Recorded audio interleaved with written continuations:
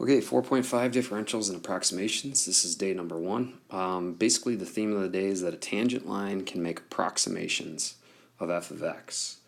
Okay, so let's say I have x here, and I have some tangent line, right, which would be the slope of the line at that point x, right? Here's our tangent line.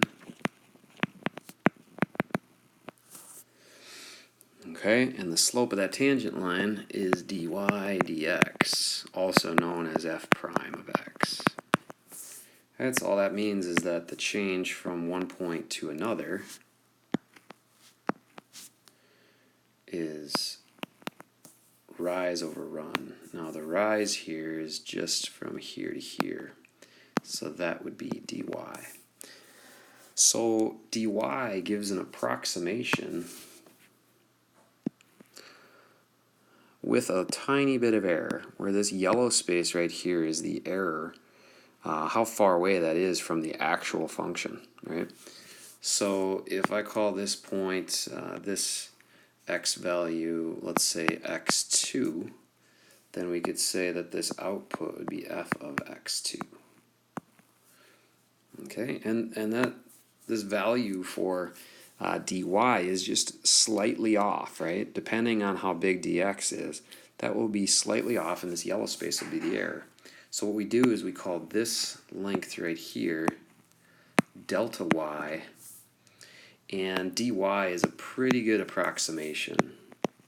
It's a pretty good approximation most of the time for delta y. Okay, so what is the slope of the tangent line? We've already kind of gone over this, but the slope of the tangent line in terms of dy and dx is that. Another way to write that is f prime of x. Therefore, dy, which is this change, which is very, very close to delta y, would be equal to f prime of x times dx.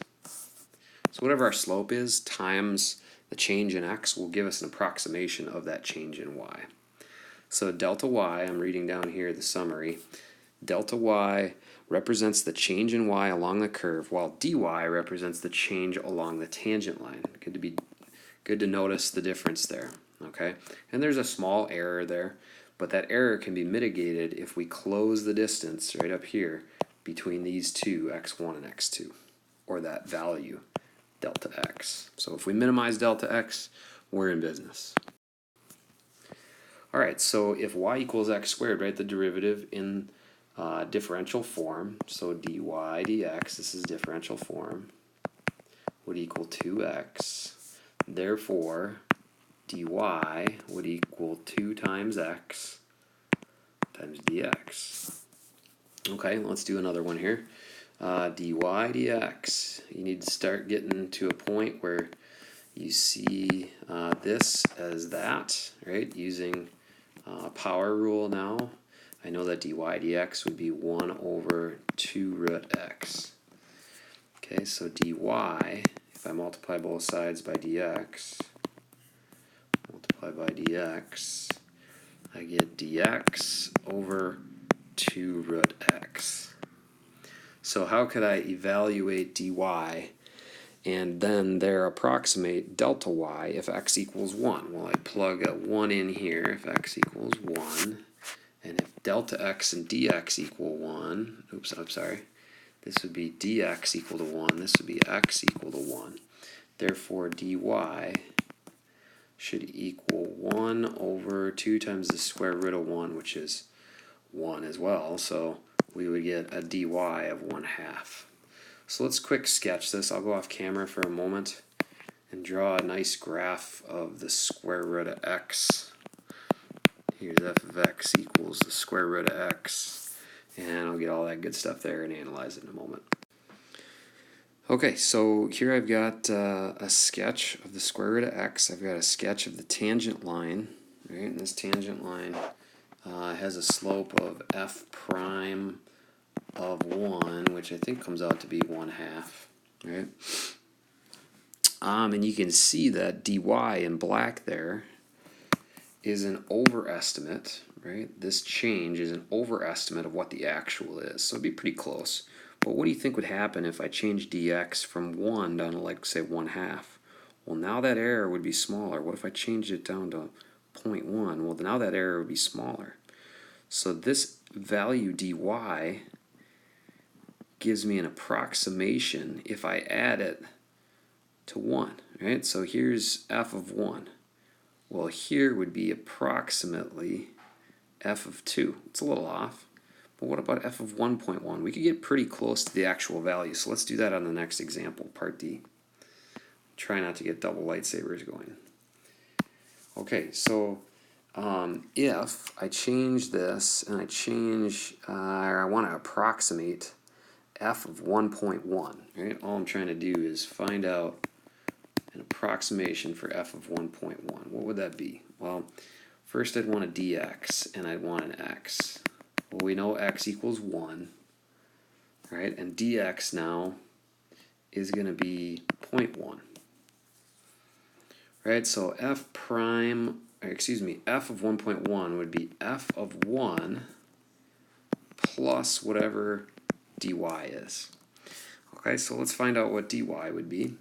So dy, again, as we had earlier, was dx over 2 root x.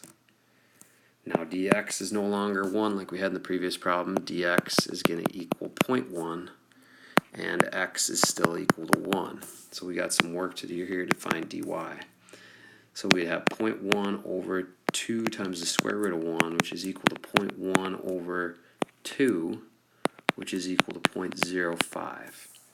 Therefore, we could say that f of 1.1 is approximately f of 1, which was 1, plus 0.05. So our approximate value for f of 1.1 would be 1.05.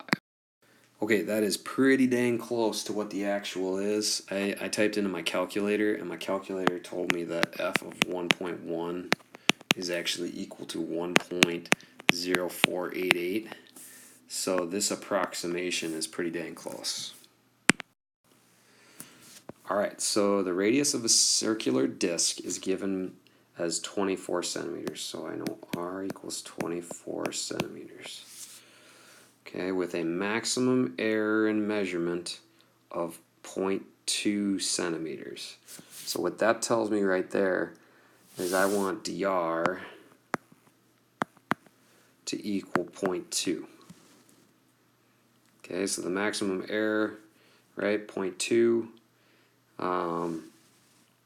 Let's come up with how we're going to work through using differentials to estimate the maximum error in the calculated area.